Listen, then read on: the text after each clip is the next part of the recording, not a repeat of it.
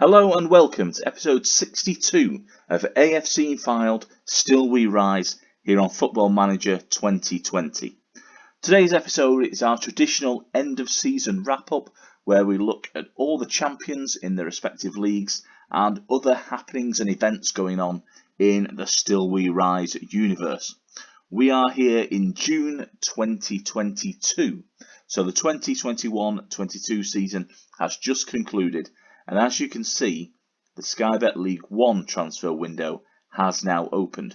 We won't actually be part of League One for the coming season. We earn promotion as champions up to the dizzy heights of the Championship.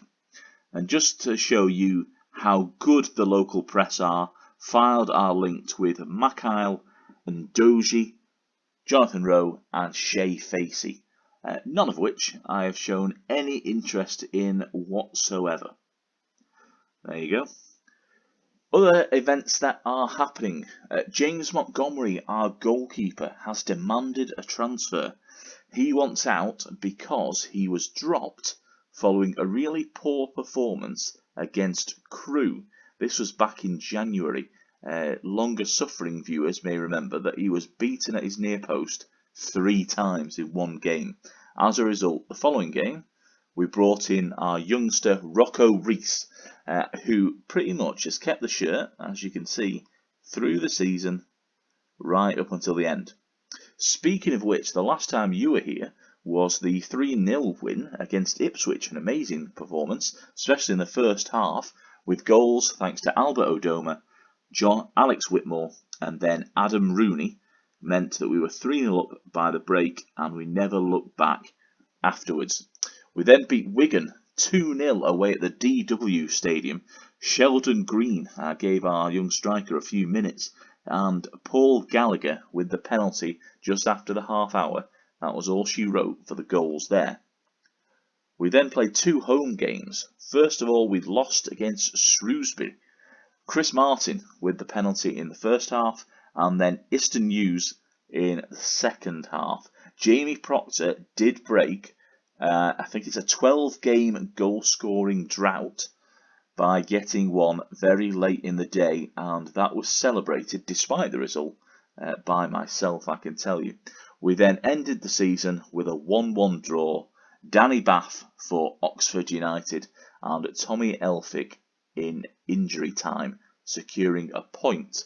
That meant that in League One, we ended the season with a points advantage of 11 points from Hull City in second place.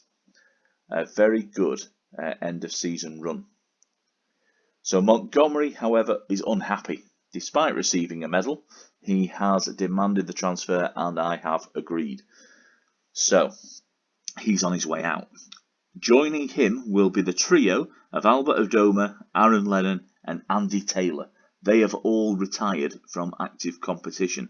Taylor will continue as our Director of Football. Tom Walker was voted the Fans Player of the Season. Deservedly so, our central midfielder for the 3rd year in a row has continued to impress. Jonathan Gould has been appointed as a new goalkeeping coach. He brings a plethora of experience both in domestic and international arenas. Our pre-season training camp is planned for Scotland. Normally, as people will know who watch the series, we stay in the northwest. We play a lot of local sides in pre-season. But this year for the Championship, we are headed to the outer reaches, I expect, of Scotland. For the coming season in the Championship, we will be sharing Morecambe's Globe Arena. Mill Farm is being upgraded up to, I think, about 8,000 capacity at a pricey cost of £3 million, whereas we will be playing our games at Globe Arena, which is just nearby to FYLDE.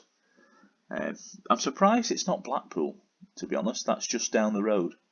But Morecambe it is. I suppose we had a choice really of Morecambe, Fleetwood and Blackpool all around. But it just depends on what league they are in. Tom Walker was actually voted the League One Player of the Season, I should have said. He has received that award, and of course myself was voted a Manager of the Year. That's despite not winning a single monthly award this year. So there seem to be different managers getting the accolades each month, but overall, of course, it was myself for our big league win. What we're going to do now is have a look around the other leagues and see what's happening. We're then going to come back because there is some transfer news to talk about. We're going to start off with the leasing.com trophy. That was won, as discussed actually previously on the save, by Tottenham Hotspur under 23s. I'm not a big fan of the under 23s getting a run out in this competition, if I'm honest, and that's pretty much why. You can see, in fact, I think last year it was Manchester United under 23s that won, which sort of speaks to my point, really. The Community Shield was won at the start of the season 2-0 by Manchester City, goals coming from De Bruyne and Bernardo Silva. The Carabao Cup, Liverpool again the runners-up, this time to Manchester United, with Everton topping the assist chart for the Red Devils. Into the FA Cup, and again Manchester United doing the double. Top scorer there, including Mason Greenwood, and Martial was the player of the competition with a highest average rating of 8.23. They defeated Everton in the final, and in fact in the semi-final, Everton overcame Tottenham on penalties, so a really hard road for the Toffees just to get there into the final showpiece. Now the leagues. And because we've played the playoffs, they'll just appear first. But I will just go through each one in turn. Eastleigh will be promoted to the Vanarama National League from the south. They finished 3 points clear of Woking, who then subsequently survived the playoffs and earned their place in the National League. Down at the bottom, Oxford City, Concord, Hayes and Yedding and Hendon all relegated. In the north, it was York City winning the playoffs. Well done to them. But they did finish 11 points shy of Gloucester. If you're wondering what the purple there is for Altrincham, it means that they are an affiliate club of ours. Down at the bottom of the league, Stourbridge, Halesowen, FC United of Manchester and Leiston are all relegated from the National League North. Into the Vanarama National League, it's Dagenham and Redbridge with the playoff victory. Champions are Macclesfield, so they are, I think that's a quick return back up to league football.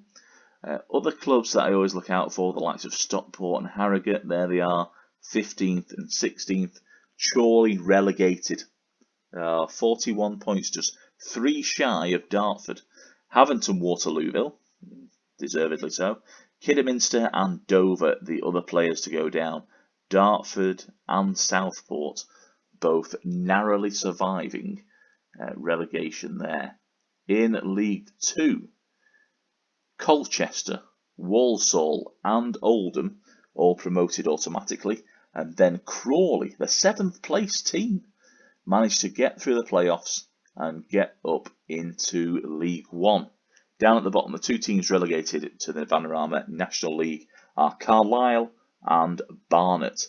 So Morecambe, who will be sharing the Globe Arena with this season, are there in 17th place. Now last season I tipped Bradford for promotion. They didn't get it and they finished 13th this year. You do not like to see it. In our own League 1, we finished, as discussed, 11 points clear of Hull. Ipswich, Coventry and Rochdale all missed out from playoffs. Going up from the playoffs. MK Dons with the big win in the final. They won 5-2. They will join us in the Championship next year. Down at the bottom of the league, Salford, Northampton, who actually had a good run at the end of the season. Fair play to them, because at one point they were 13 points adrift. Bristol Rovers, who I tipped to go down, and Accrington all will play League 2 football. So Salford making a hasty return down to League 2 because they came up with us last season. As did Bolton. They have survived by the skin of their teeth just by 1 point from the class of 92's club. Other Northwest sides, as you can see, Fleetwood and Wigan, safe in mid-table, no chance of relegation. Portsmouth and Charlton missed out on the playoffs. Big clubs. Up in the Championship, so this is where we'll be next season, and Crystal Palace missed out on the big payday. They lost in the playoff final as West Ham joined Brighton and Huddersfield in gaining promotion to the Premier League. Down at the bottom of the table, the teams that will miss out on playing: Rotherham, Sunderland, which is a big shame, and Gillingham. Reading survived by 2 points. Local sides, as you can see, 17th place for Preston, 18th for Blackpool, and that's probably why we couldn't play at Blackpool's ground, because we are going to contest the Championship with them in the coming year. Derby, Palace, as mentioned, and Cardiff all missed out on promotion despite making the playoffs. There are some big sides there in the Sky Bet Championship for us to take on next season. Middlesbrough, QPR, Norwich, Stoke, Blackburn. Oh, there's loads of them. Not looking forward to that one. Actually, I am looking forward to it. Let's be honest about it. Into the Premier League. And the champions are Liverpool. Well done to the Reds. In fact, is that second year in a row that they've won? No, they didn't. They won in the first season when we were down in the National League. Then they finished second and then first once again, with Manchester City displaced at the top of the table. Second place were Chelsea, 2 points behind, and a further 2 then to Manchester City. Manchester United qualify for the Champions League, leaving Arsenal, who were quite a way back actually, have come to just 3 points behind the Red Devils. Then you've got Tottenham, who've qualified for the Europa League alongside their North London rivals. Leicester, they've got into this mysterious European Cup 2 competition that I'm still not quite sure what that's all about. Aston Villa, West Brom, so a couple of Midland sides there, and Swansea relegated down to the Championship, where we will play those teams next season. Fulham, they managed to claw themselves out. They survived by just 1 point. And as you can see, Haaland, the top scorer in the league, with 24, Martinez second for Chelsea, and Callum Wilson, Englishman, third for Bournemouth. Top player in the comp was Mo Salah, and Guerrero for Liverpool grabbed the most assists. English League second only to Spain in the hierarchy of competition reputation. We'll just have a quick look at the European competitions, starting at the top with Champions League, won by Paris Saint-Germain over Manchester City in the final. Well played them. They've actually won that twice now in the last 3 years, because they won it back in 1920. Then it was Liverpool's turn to get another European glory under their belt. But this year, PSG, led by Icardi and Mbappe, have gone back to the top of the tree. In the Euro Cup, which is actually, of course, the Europa League, Borussia Mönchengladbach overcame Arsenal. Oh, that's a sickener for Gunners fans. They made it all the way to the final once again, only to be defeated. They take over from Tottenham, who won a season before, And it's been, actually, for the last 3 years prior to this season, it's been a bit of an English whitewash, with Tottenham, Manchester United and Chelsea, the last 3 winners before the German side. And in the mysterious Europa Cup 2, Celta Vigo are winners in the inaugural year. As you can see, past winners, there's only one. I wonder who they overcame in the semi-final. Club Brugge, Dynamo Kiev. Interesting. So Ghent making it there to the final, but not able to take the chocolates. In the European Super Cup, Liverpool defeated Tottenham. So Liverpool holders of the Champions League, Tottenham were holders of the Europa League. Seems a bit unfair. There's nothing for Euro Cup 2 winners, doesn't it? And in terms of transfers, this is the other thing that I want to tell you that's happened. We have started to sign players for the coming season. So it's a bit difficult to see on this screen because it's showing us everybody from 21-22. But down here at the bottom, starting with Scott Robertson, we've signed a new young lad from Celtic. We sort of do this every summer. I sign a couple of young players who have got decent potential. As you can see there, a bit of flair, bit of vision, acceleration and agility. First touch of 15. He doesn't look too bad. Hasn't really made a breakthrough up at Celtic Park, so hopefully he can bring something to us. He'll spend the season in the reserves, or the under-23 side. As will Tom Berry, we've plucked from Stockport. Again, a few decent stats. He looked alright, 20 years old. He's got a bit of a way to go, but I did like the fact that he was a deep-lying playmaker, central midfield. He's been at Stockport, only made the one substitute league appearance at Edgeley Park. So, some untapped potential, I sense. We've then splashed a bit of cash. Johnny Smith, a former Files player, has come in on the left wing. He came from Bristol, I think. Sorry, from St Johnstone, where he'd moved. He was originally Bristol City, went on loan to Oldham Tranmere, signed for St Johnstone in 2021, and then didn't really play much of a part. Last season, just 2 starts and 4 substitute appearances up in the Ladbrokes Premiership. So we have brought him back to FYLDE, where he was, as you can see, in 17-18. He played 43 games for the Coasters, scoring 8 goals. And in fact, I seem to remember he scored the first goal of the season, which was a beauty. Adam Lewis has come in from our affiliate club, Liverpool. So he's a bit of an all-rounder. Basically, play anywhere on the left and probably in the middle as well. Good stats, a star player, big potential ability and current ability. Really like the look of this guy. He was available, as I said, from Liverpool, who are our affiliate club, on loan last season at St Johnstone, so he's well aware of Johnny Smith. They are probably good pals. But yeah, just 1 appearance for Liverpool as a substitute back in 1920.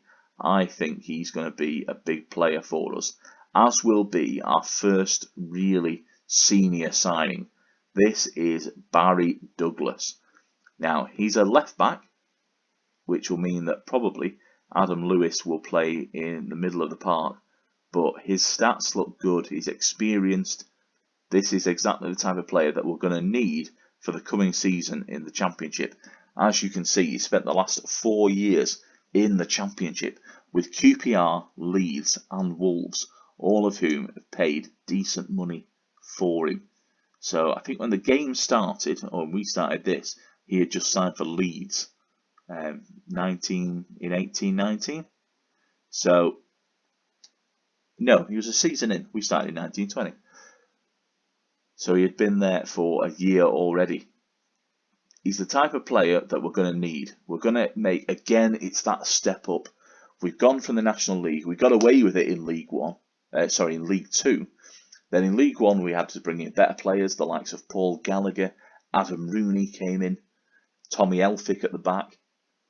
This is again the upgrade that we need to start making. An international player, 1 cap for Scotland, 32 years old, lots of experience. This is exactly where we need to be spending our money. Speaking of which, we do have plenty of money in the coffers still. So despite bringing players in, we've still got 3.23 million. And there are some positions that we need to have a really good look at. The forward 3 positions are where we need sort of some attention. As you can see, we were using at the end of the season Javan Malcolm and Albert Odoma on the wings. Now Javan Malcolm is going to go back to West Brom. He's here on loan. There's no telling that they're going to let us have him again, especially because we're in the same league as them now. That's going to leave us requiring a right winger, especially because Aaron Lennon has retired as well. We're left basically with Ashkan Dejaga that can play out there. Devon Green, I'm still not convinced about. I think he's on his way out, which leaves just Dejaga and the new boy, Scott Robertson, as potential picks out there. We need a new right winger, same way we need a new left winger. So if we get rid of Devon Green, we're down to just really Johnny Smith. And he's a pretty good winger out there. However, I don't think he's going to be able to carry the load on his own. We're going to need to bring in somebody that can play there as well. We've got the left back position sorted. Scott Duxbury, I want to move into the centre as cover for our centre halves, Elphick, Whitmore and Jan Songo. We are in the process of bringing in a goalkeeper. We are going to need a senior man. We've taken Nick Tanzev, that sounds right, on loan, on trial even. He's from New Zealand, international player. I'm not entirely convinced by him. I feel like if I want somebody better than James Montgomery. And he's only got potential to be a leading Sky Bet 2 goalkeeper in the future. Not entirely convinced by him. He's been at AFC Wimbledon as recently as this season. Last year played 45 games for him. This year didn't get a kick. So not entirely convinced by him. So we are on the lookout for a new goalkeeper and a central striker. Now I did, and the more eagle-eyed amongst you may have noticed, we did declare an interest in Troy Deeney. There is no chance that we will sign Troy Deeney. I just wanted to see what type of player was available. He's on 84 grand a week, which means we are nowhere near matching that. Not a chance. We do have sort of scope to move the budget around, so we may sort of change some of our transfer money into wages if we can sign good players. But just looking at the transfer list, there aren't a lot of very good players that we're actually interested in. We have taken Matt Polster on a trial, just somebody that can maybe back up our central midfield. 1 cap for the USA, worth a look probably. If we have a quick look here at our transfer list, in fact, stick that on. As you can see, it is pretty slim pickings in terms of who's available, even if I change the setting to slightly interested. There's not a great lot of talent and quality out there. If I just change that to the contract screen. Dwight Gale I am looking at. He's somebody that I think does well in the Championship, but he's probably not Premier League standard. So we'd have to be a bit clever about that. Something to think about. Barry Bannon, 1.9 million. It's not the type of money that I like to pay out, especially not for a central midfielder. So it is something to consider. I need to find a striker from somewhere. Jamie Proctor and Adam Rooney are 2 forwards. They're sort of League One level. League One, League Two kind of level. So we need somebody with a bit of Premier League experience, a bit of Championship experience, and maybe they will push us a little bit further up the league. Lee Gregory? Is he the type of player that we can sign? 400k, that's about the sort of business that I think we want to do. It's something to ponder, and next time when we come back we will do a transfer special as we start pre-season, where we just look at who we've signed, and I suspect those three positions, striker, left wing and right wing, are going to feature heavily on there. Thank you for joining me today for the traditional end of season update. We are the champions. We have won Sky Bet League One. 11 points clear. Losing 8 games, drawing 10 and winning 28.